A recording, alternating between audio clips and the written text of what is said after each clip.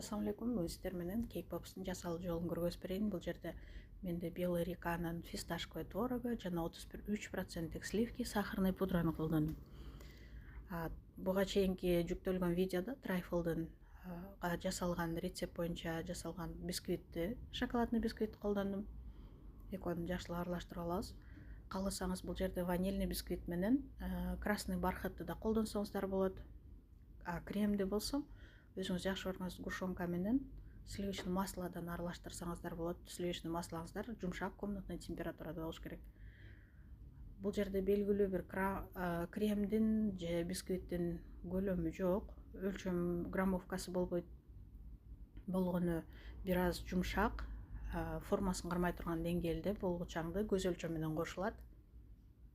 Андан кийин шариктерди толуктап алабыз 37 граммдан. Бирдей размерде болуш үчүн сөзсүз таразаны колдонуңуздар. Баарын толуктап алгандан соң морозилкага 20 мүнөткө коюп турабыз. 20 мүнөттүн ичинде бир аз муздап, формасын сактап калат. Андан кийин шоколаддын кичине бөлүгүн алып, эритип алабыз дагы. Кейк попс үчүн атайын ушундай палочкалар сатылат магазиндерде, кондитерский магазинде, азыр жөнөкөй магазинден да тапса болот. Андан кийин шариктерибиздин ортосуна дери палочкаларыбызды жайгаштырып чыгабыз. Палочканын баарын коюп алгандан соң кайрадан морозилкага жөнөтөбүз 20 мүнөткө.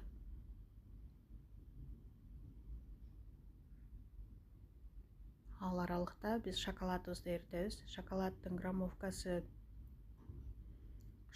баарын толук эритпейбиз. Ал жерден 70% шоколадды водяной баняда эритип алабыз дагы, андан кийин өсүмдүк майын кошуп аралаштырабыз.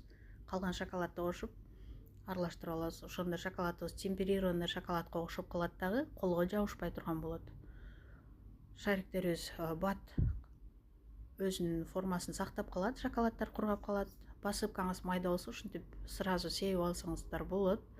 Эгерде чоңураак украшение, бабочка же болбосо гүлдөрдү коем десеңиз, анда ушул эле глазурдан ашкан шоколадды акырында кондитерский мешокко салып, капли коесуздар дагы, андан кийин формаңыздарды коюп жабыштырып чыгасыздар.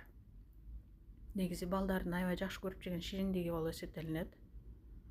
Сыртында шоколадка мен бул жерде обычный эле магазиндеги Аленкадан колдондум.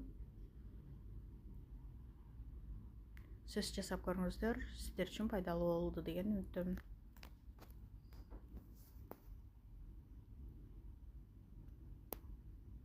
Жасагандан кийин бөлүшкөндү унутпаңыздар.